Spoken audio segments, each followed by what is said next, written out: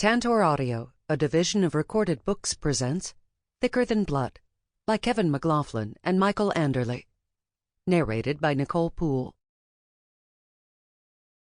Chapter 1. The Lumos School seemed like a completely different place to Kylara Diamantine. It was wild how different it could feel after only a few months. When she'd left for winter break, she'd wondered if she would return. Now that she was there, though, she couldn't believe it had ever been in question. It simply felt so good to be in a place surrounded by young, eager people trying to better themselves. Of course, it didn't hurt that she was something of a hero now. "Oh my God, will they ever stop staring at you?" Tanya whispered. They were in magical theory together, and the mages who had kept to themselves before now giggled and levitated notes to Kylara. She already had a nice little stack of them. It seemed that some of the boys wanted to know if she had a boyfriend lined up for the Valentine's Day dance. Strangely enough, so did some of the girls. "It's not so bad, is it? At least we're no longer outcasts." "Speak for yourself," Carl Midnight snorted at the neighboring table. The class was supposed to work on sensing each other's inner magic, an activity that lent itself very well to gossiping instead of doing the prescribed work. "I help to bury those skeletons too, and no one sings my praises or sends me notes." "How do you think I feel?" Tanya added. "If it weren't for my ability to make plants grow, Kylara wouldn't have acquired it and no one would have been able to stop those dragons." "See, it's no good," she said from her place between the others. "You two never agreed about anything before. My new popularity is bringing you together." Professor Shara dragged her focus away from grading and stood, brushed her hair back, and rubbed her hands over the shaved sides of her head. She needed a trim, Kylara thought, when she realized she could hardly see the geometric tattoos etched on the side of the woman's head to help augment her magic power. "All right, that's enough for today. Your homework is 1,000 words of sensory details about another person's power. I will give extra credit if you're a mage writing about a dragon or a dragon writing about a mage." A number of hands were raised. Professor Shara shook her head as she smiled. "No, I won't decide who gets to work with Kylara, but if I receive more than 3 reports about her, points will be deducted from your grades. Kylara, if anyone keeps bugging you, tell me and I'll deal with them." "Part mage, part dragon, all snitch," Carl whispered, and Tanya laughed. The entire class turned to see a red-faced Kylara. With class dismissed, the 3 friends headed toward the cafeteria. Before they had stepped out of the building and into the snow-covered grass within the U, Kylara already had her first taker. It was Jasmine Patel, her former roommate, and the only student mage beside her who had fought against the horde of dragon skeletons that had descended on the school grounds at the end of the previous semester. "Kylara, I want to do the homework assignment with you. Cool?" Although Jasmine delivered all the words in a smooth, bossy monotone, Kylara was quite thankful for the cool at the end. Last semester, when the girl had discovered that she was not a dragon but a mage who could absorb dragon powers and take their form, she had been fairly open with her disgust. Fighting for their lives together had changed Jasmine, although her bossy, entitled veneer remained the same. "That's cool. Is this afternoon all right?" "Sure. I'll see you before dinner." "Great, Jasmine. See you then." The girl nodded and hurried to catch up with a group of mages. Despite the 2 of them having a way better relationship than they had ever had when they'd shared living quarters, they still weren't as close as Kylara and Tanya. But she was okay with that. You could only have one best friend, after all. They entered the cafeteria, and she grinned at the sheer splendor of the room. It never ceased to amaze her. Every time she entered the room, whether for breakfast, lunch, or dinner, she couldn't help but be impressed. It wasn't only the marble floor, done in the shape of a dragon in tiles of black and white, nor was it the wooden pillars carved with intricate leaves and vines and covered in gold leaf. The frescoes on the ceiling were wonderful, But Kylara thought that in a museum she might find them less than impressive. It was the combination of all these elements that made the room beautiful, although even that didn't quite explain why she loved the dining hall so much. The sound of the room had much to do with its appeal. No matter the time of day, there was always conversation going on. The sounds of students lost in study, debating the outcome of a sports game or trying to flirt and failing, reverberated faintly off the walls, which made the room feel fuller than furniture ever could. There were also the aromas in the room. Today, if she wasn't mistaken, she could smell a stew of bison meat and dried red chilies, a taste of New Mexico. Kylara grinned. She was the only student who lived in the state. Most of the dragons and mages at the Lumos school came from the wealthiest corners of the world. The fact that it smelled like chili in there was a testimony to how good her year had been going. She had even made an impression on the mages who worked in the kitchen. "Do you two want me to save you a seat or whatever?" Carl Midnight asked. "How can you save us a seat when you still have to get your lunch?" Tanya asked. Carl winked, and a rope of dark, inky shadow launched from his feet. It slid away from him toward the buffet, where it split so it could take a bowl of chili, a plate of cornbread, and a cup of tea. "That's disgusting," Tanya said. Kylara knew that it wasn't particularly gross to her roommate, but the two dragons couldn't help but scrap with each other. The only person who fought with Carl more was Samuel Lumos. "Hey, guys!" Sam waved to catch their attention from where he was already seated alone at a table, and smiled his brilliant smile. He was so radiantly handsome that Kylara sometimes wondered if he used his light powers to make his smile glow. "Kylara?" Carl asked, although he knew as well as she did that it was an unnecessary offer. His shadow powers had been one of the first dragon abilities she had absorbed. If she wanted to skip the line, she could do so as easily as he had. "I can do it myself, thanks, Carl," she said. "If you want to go save our seats with Sam, that would be great." Midnight looked as if he'd rather let all the dragons in the cafeteria stab him with the points of their tails, but he nodded and sulked with every step toward the table. She knew she wouldn't smile about it, but it was amusing how he was able to wipe the perfect grin off of Samuel's face. "I can't believe you did that, Kai." Tanya looked scandalized as she put her hand on her shoulder. "We'd better hurry before those two tear each other apart." The girls shuffled forward in the line for chili and cornbread and chatted amicably about nothing in particular while they waited. At one point, Tanya had to snap her fingers to bring Kylara's attention back to the conversation at hand. She had been distracted trying to return the waves from the other students. Now that she had saved all their lives, she was much more popular than she'd been when she had arrived with nothing but the clothes on her back. They filled their bowls, and Kylara thanked the maid serving them before they turned toward the table. She waved, nodded, and smiled at everyone she passed, but her real focus was on the two boys. "I'm merely saying she wasn't alone out there," Carl said as they approached. Tendrils of his shadow inched slowly across the table toward the golden dragon. Any time one got too close, Sam pointed a finger at it and vaporized the darkness with a tight beam of light. Kylara thought this antagonistic game they played was the only reason neither had murdered the other yet. "I know she wasn't alone. I was there too," Sam responded. "But that doesn't change the fact that we'd all be toast if it wasn't for Kylara."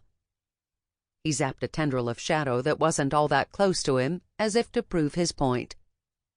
"Oh, not this again," Tanya said. "Are you two still going on about how awesome I am?" Kylara asked. "Because if so, there's no reason to stop." "I'm not saying you're not awesome," Carl said, his gaze on the table, while he sent a thread of shadow around the edge to try to flank Sam. "I'm simply saying that we were all out there, and you're the only one getting love letters. Not that I would ever go to that stupid dance."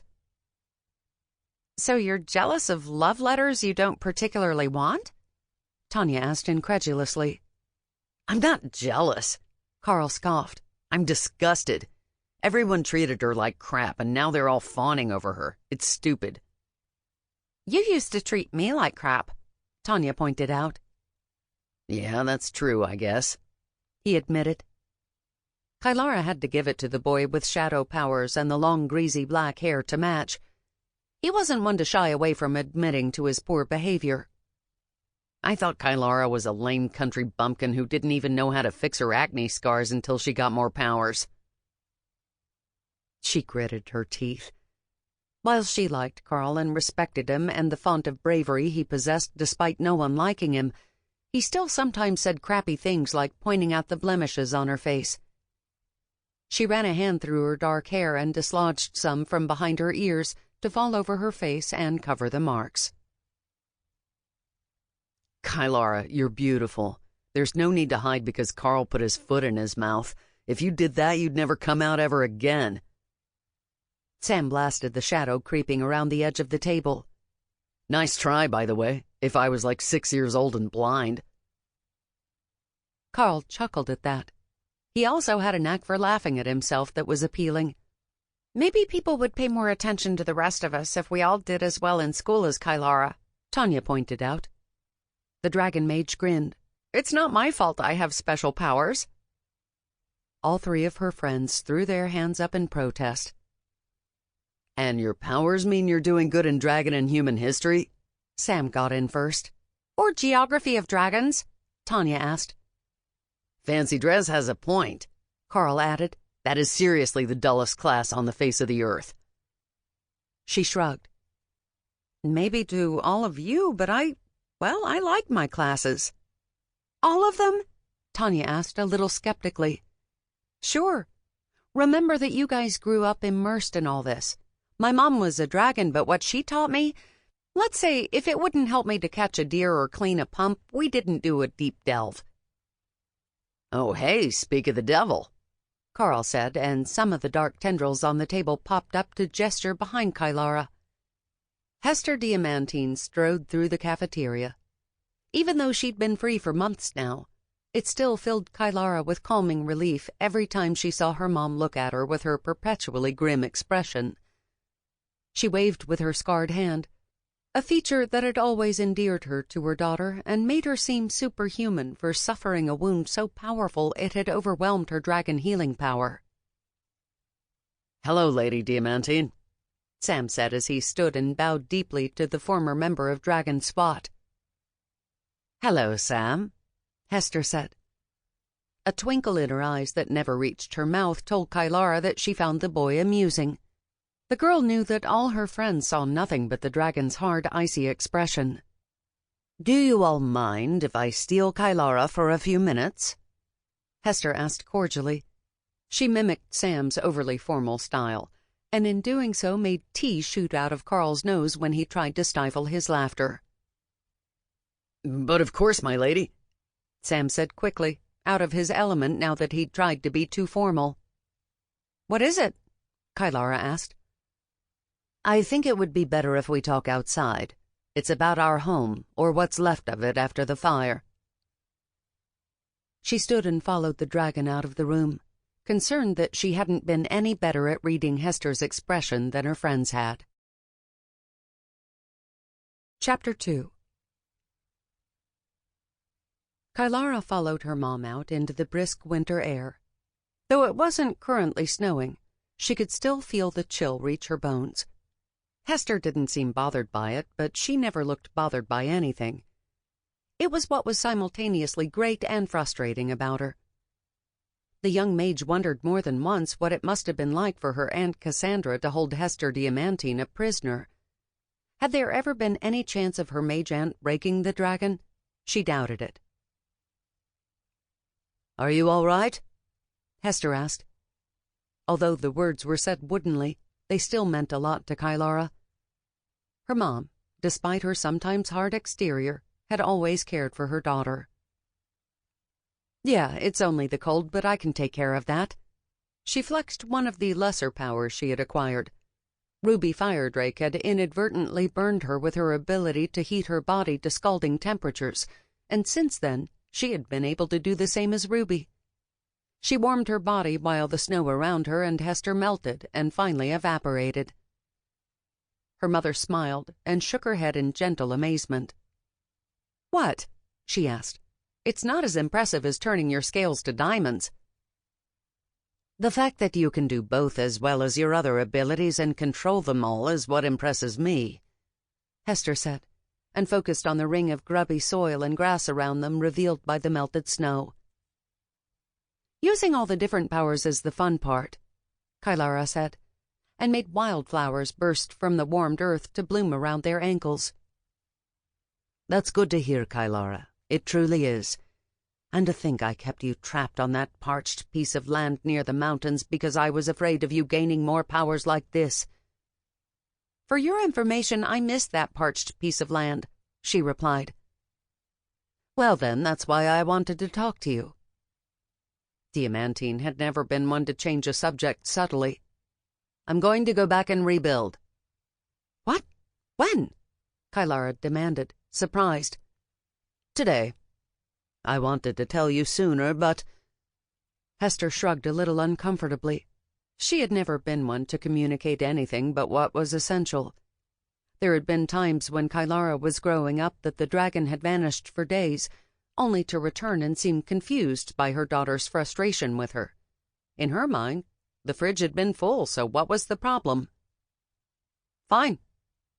Kylara had long since learned to take these abrupt changes in stride. "Will we fly there? I can be ready in 5 minutes." Hester smiled more gently than she had since their conversation began. "Not we, Kylara. Only me. You need to stay at the Lumos school." "What? That's crazy. It was our home that burned, not yours. I lived there as long as you did.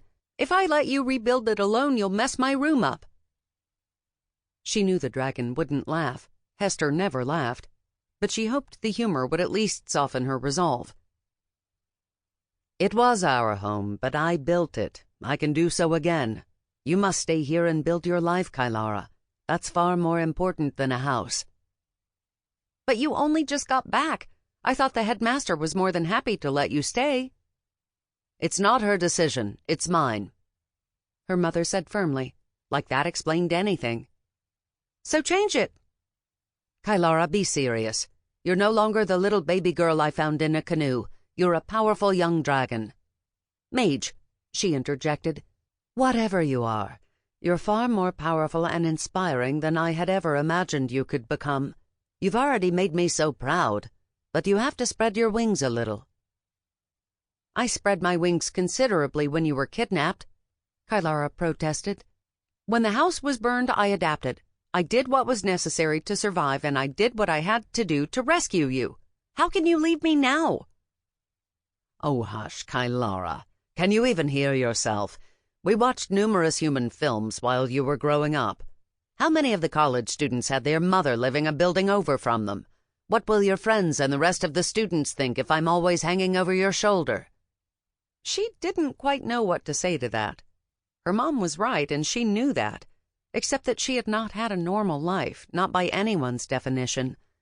The idea of doing something simply because it was the way regular old humans did it was not a great argument for a mage raised by dragons.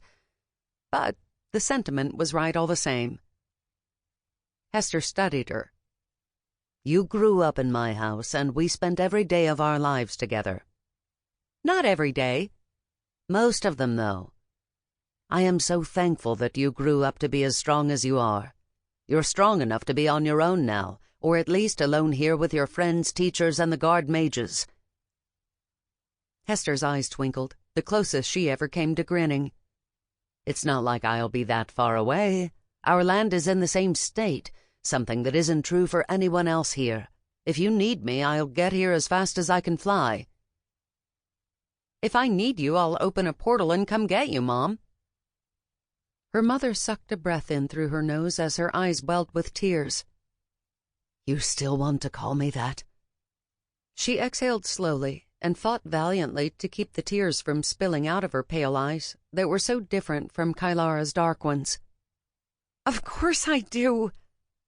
She threw her arms around her mom. "You raised me. You taught me how to cook chili and how to clean a jammed pump. You'll always be my mom. You've always been there for me. Well, until you were kidnapped, but you still came when I needed you. I love you, Mom." Hester squeezed her in response, and Kylara felt hot teardrops on her shoulder. "Your biological mother would be very proud of you, I'm sure." "Only because you taught me to be caring and thoughtful and to treat mages and dragons like people," Kylara said, which earned another choked sob from her mom. "You're so strong, Kylara," Hester said, and although she pulled away from her daughter, she kept her hands on her shoulders as she stared into her eyes. "I can't wait to see what else you accomplish." "You're about to accomplish detention," Carl shouted from across the courtyard as he headed to their next class. "I love you, Mom." "I love you too, Kylara. But I should go now, as should you. I've worked with Cor, you know. He was a real pain in the ass if I was late. I can only imagine how it must be now that he's your professor." "I'll survive," she said. "I know you will," the dragon replied. Then, after one last parting hug, Diamantine took her dragon form and flew to the west in the chilly winter air. Chapter 3. When Lord Boneclaw first heard the mewling whine of the mage's voice calling him to the material plane, he had ignored her. She had warded herself against possession, but even if she hadn't, the lord who had ruled the dragon political sphere from the shadows for millennia wasn't particularly interested in coming back as an aging mage who derived most of her power from making spirits obey her. He had considered simply rushing her body, overwhelming it with his malevolent energy and bursting her like an overripe peach. He certainly knew enough of human anatomy to make this happen, but there would have been consequences. He almost certainly could have left the skull untouched while he obliterated the rest of her body, but that could lead to dangerous questions if it were discovered by the wrong people. There had simply been nothing to lure him to the land of the living. Not until the mage enlisted the help of a dragon with quite unusual powers. The mage had called him to the material plane to inhabit his own body, and that had changed things. Being dead hadn't been that bad. Boneclaw, more than willing to admit to himself that he was obsessed with power, had found ways to tether himself to the material realm. It meant that when he died, he didn't fall into the oblivion that most did. Instead, he went to what could be called in-between, a place of peace and rest that he had carved out for himself from the souls of the dead before he had died. There had been no reason to leave it, until he sensed his bones walking upon the earth he had sought to rule for so long. So, when the time came, he had answered the mage's summons. When Cassandra had called his spirit, he came forth from his waiting place and flowed into his bones. Since then, he had been coming to terms with exactly what he was still capable of.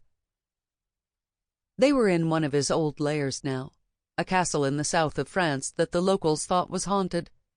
This was largely because any time anyone tried to buy it, clean it up, or move in over the centuries, Lord Boneclaw had eviscerated them and stolen their skulls. Those kinds of rumors tended to persist, even though he hadn't been around for the last year to keep up appearances. "Lord Boneclaw, I call on thee. Show thyself. I command it," Cassandra shouted from the main hall on the first floor of the castle. He could always hear her, no matter where he was in relation to her. Even if they were on different continents, he could hear her. The thing was, however, that he didn't have to obey. The body Galen had restored to him gave him many things, one of which was a barrier between himself and the commands of the mage. But it wouldn't do for her to know that yet, so when she called, he answered, despite the inconvenience and irritation. Resigned to his current pretense, he changed into his shadow form, an ability he had learned from the pixies so long before, and which could not be taken from him, even in death, and flowed through cracks in the stones of the castle. He poured out into the biggest hall. Billowing clouds of shadow filled the darkest corners of the room before his bones began to take shape. His front legs manifested first, then his shoulders and spine, followed by his back legs, and finally his head and tail.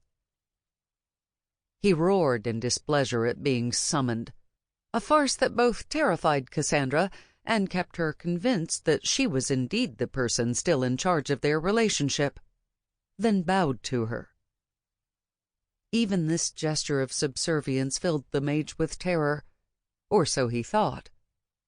Boneclaw was a master of reading auras and controlling his own, yet the emotional state of the mage remained frustratingly obfuscated.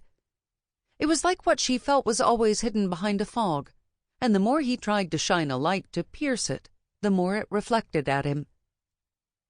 Still, he knew his form scared young Galen to his very core, and Cassandra didn't seem very comfortable when he coalesced out of the shadows either. He knew it was because of his appearance. Plainly put, he was little more than a skeleton, a massive dragon skeleton with spikes of bone at his elbows, running down his spine and jutting from his skull. It was the little more that made all the difference, however. His dragon form was held together with magic and the creeping, veiny webbing of his spirit tying the bones together. Instead of a skeleton of pure white bone like the rest of Galen's revenants were, Boneclaw was tainted with blackness. Cassandra thought it meant she could control the dead dragon, while Galen knew it meant he could not. "I have shown myself to thee as you commanded," the ancient dragon intoned formally. "Why do you interrupt my study?" "For the very same reason I summoned you in the first place, Lord Boneclaw," she said, and bowed respectfully, although not as deeply as she should have. When he was finally done with this farce, he would demand that the mage kneel before him and kiss the very earth he had trod upon. If she refused, well, he very much liked the shape of this one's skull. "I have told you I cannot make you a dragon. Perhaps when I still had all the powers I possessed in life I could have, but, alas, not any more." That was a lie. He had the ability to turn to shadow, was particularly proficient with his aura, and knew how to use bone spurs to lethal effect. But that was the limit of his capabilities. He had no power to turn a mage or anyone else into a dragon. No one in this realm did. "Some of your abilities still elude you, then, even with the months of practice we have granted you?" Cassandra asked. Lord Boneclaw wanted to point out that he had given them months. They were in his castle, after all, purchasing supplies with treasure he had stashed away centuries earlier. But if the charade was to continue, he had to answer direct questions. The mage had done him the favor of explaining how she had expected her magic to bind his spirit. "My powers over darkness are as formidable as ever, but I still cannot take my human form," he admitted. "which means there is no chance I can help you achieve dragonhood. If I cannot shift between the two states, I cannot teach you to do so either." The mage nodded and tried to hold the faux confidence in place, but he saw it slip, or thought he did. He hated not being able to read this woman's aura. "If there is still nothing you can do for us, why stay in this realm at all?" It was a challenge and an insult, but he ignored it for now. This petty mage's time would come. That was a promise he made to himself every time she overstepped her place as a mage, which was often. Besides, there were still things he wanted from his two summoners. "Perhaps if young Lord Stormwing could use his power on the skeleton of a mage, I could have a human form as well. Then I would be able to help you both. I'm sure of it." "No," Galen said, and looked up from where he was slumped in dragon form against a wall of the castle. "I won't bring a living person here so you can kill them and experiment on their bones. It simply will not happen." It was the only position the boy had any opinion on at all. For everything else he deferred to the mage. For meals, for what he did with his time, for everything. He was like a lost little lamb which only knew one thing: fear the wolf. The ancient dragon could read the boy's aura as plain as day. He was scared of Boneclaw and himself. While he said he wouldn't attempt to take control of the skeleton of a still living person, he could feel in Galen's aura that the boy wrestled with the... Sample complete. Ready to continue?